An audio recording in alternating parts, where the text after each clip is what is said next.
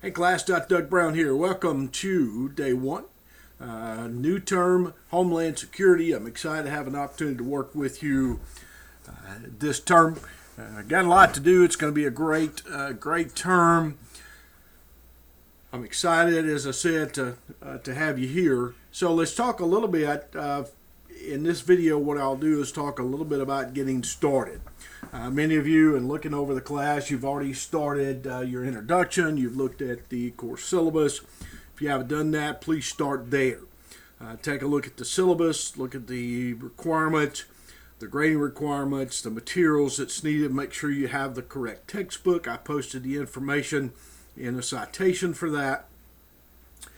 Pay close attention to the syllabus, grading structure for the class, and the different assignments that we will be doing throughout the term. It's important to pay close attention to these. So my background, my doctorate's in Homeland Security, Leadership and Policy. My background is work in disasters and Homeland Security. So in that field. So I'm excited. I like to teach this course. I've done a lot of work in this area. So it's an exciting world to me. Some people find that dealing with disasters, Homeland Security issues can be challenging. It's sort of dry. But I will do my best to make the class enjoyable for you while you're also learning the material as well. So make sure you start there. Make sure that you share an introduction about yourself, if you don't mind, in the class before you get started, if you have not already done that. So what are we doing in week one? Week one, our assignment this week is we are really taking a good look at the basis for the Department of Homeland Security and where it started. When I was much younger, my father worked in the civil defense world. That's what it was known then. President Jimmy Carter created the Federal Emergency Management Agency. There's been many changes to the organizational structure, even the names, throughout history. Obviously, since 9/11. President Bush created the Department of Homeland Security, and under the umbrella of the Department of Homeland Security, we have a lot of different organizations. So we have the Federal Emergency Management Agency, responsible for disasters, the U.S. Secret Service, the U.S. Coast Guard. There's a whole list of those Homeland Security investigations. They're all in that under that umbrella. So that concept of emergent or Homeland Security brought those organizations all together under this umbrella, anything that's related to the security of the country. Now, keep in mind, Homeland Security is not the same as national defense. There's two different roles. One could sort of say it's internal and external, if you want to look at it from that perspective. So, national defense and security of the homeland, although some of those areas may be connected when it comes to terrorism, etc., it's really two different concepts. So you have the civilian agency, which is the Department of Homeland Security, and all those different branches and divisions, and then you have the Defense Department, which is responsible for the defense of the United States and its territories. The second thing we take a look at is the significance of the all hazards concepts. Now, in the emergency management world, there's really two sides to this house. You have one side and they're divided. So you have one side of the house that does not like the all hazards concept. They like the risk concept, so that we develop plans and procedures for specific risks. When we look at the all hazards concept, what we're really doing is creating an economy of scale, in that we're taking the resources that are available to a community, whether it's a federal, state, or local level, and utilizing those resources for all different types of hazards. Now, there's no such thing as a natural disaster. You will hear that, you will see that sometimes, but there really is not a natural disaster. Among academics, you will find that a disaster doesn't even occur unless there's humans involved. Now, obviously, there's economic disasters and things that could affect, the environment, such as animals. Um, but the theory being that a disaster does not take place unless humans are involved. So what's that mean? Why do we call it natural disasters?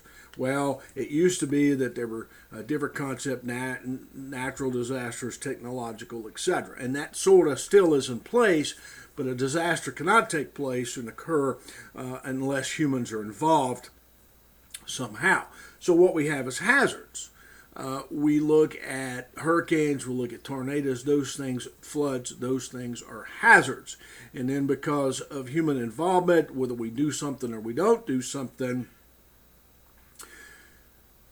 it becomes a disaster when it overwhelms the resources and affects human beings, whereas we can no longer handle that situation effectively, such as a tornado. We know they're going to happen, they occur, there's nothing we can do about it.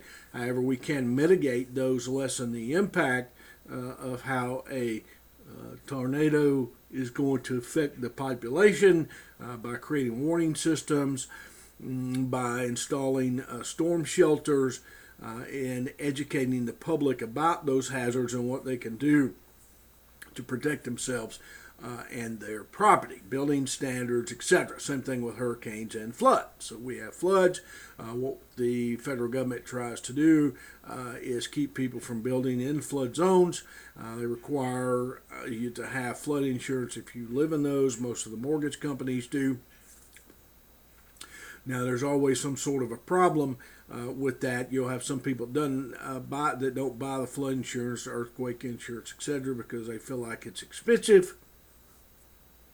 And then when the hazard affects the community and does become a disaster, now we have a problem because they don't have the money because they don't have the insurance to take care of their needs, continue to pay the mortgage, rebuild their structure, and so forth. So using the all hazards concept, we can't really plan for every incident, but what we can do is make sure that we have the minimum resources and assets, whatever that is for a community, and then we try to mitigate, prevent, prepare for, respond to,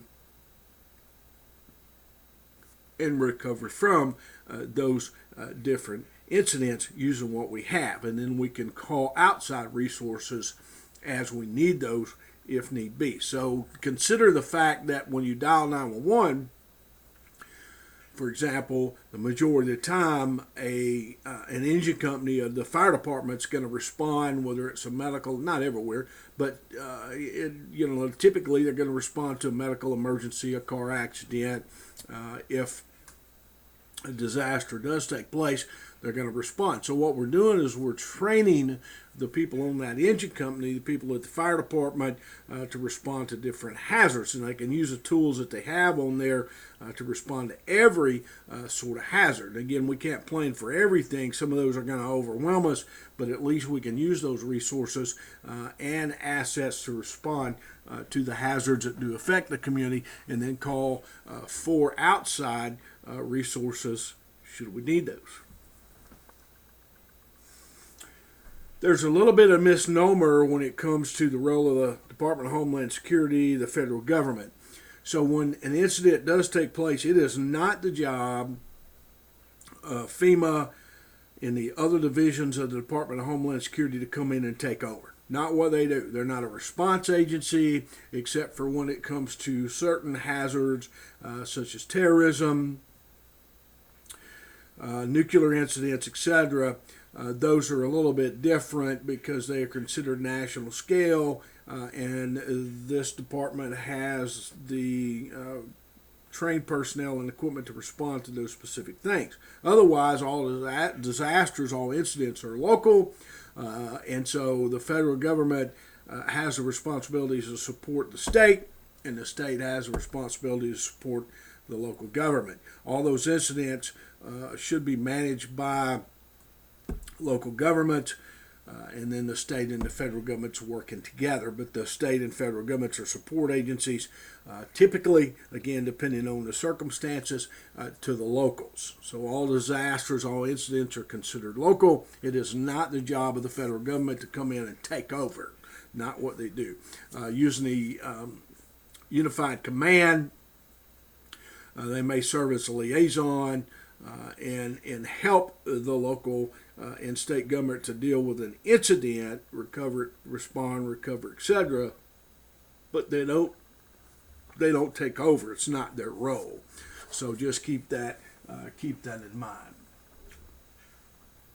So there's multiple perspectives of what Homeland Security means. It really depends upon who is doing the explaining, who is sharing their perspective. Again, I want you to think about what that means. What does Homeland Security mean when you share your discussion and your papers? Again, keep in mind it's not the same as national security when it comes to our national protection from the military. So number 5, what's the significance of Homeland Security to society? Each society is different. The United States, in our society here, share your thoughts about that if you don't mind. The significance of Homeland Security. Don't just think of one department when you think about that. Think about those divisions within the Department of Homeland Security and how and the role of each one of those, whether it's terrorism, disasters, the U.S. Coast Guard, protecting the president with the United States Secret Service, Homeland Security investigations, border and custom protection, all those different divisions do make a difference. And remember to focus on Homeland Security and not just national security from the role of the Department of Defense, because it is a little bit different. So just keep those in mind. So what are we doing this week? Again, a pretty slow week to get started off. We have our introductions. Make sure you post those in the student lounge. And then we do have a discussion this week. There's threats in Chapter 2, detente, rollback, and glasnost. I'd like for you to take a look at those and define those, discuss them in your discussion board post this week. You'll find those throughout the book in Chapter 2. And because what we're doing here is we're going back and we're building the baseline for the role of the Department of Homeland Security in each one of those divisions and branches, and then we'll work up to what we do today and future opportunities within the Department of Homeland Security. I can tell you that this world has grown, especially since 9/11. I think there was some momentum before 9/11, but it's certainly grown since then.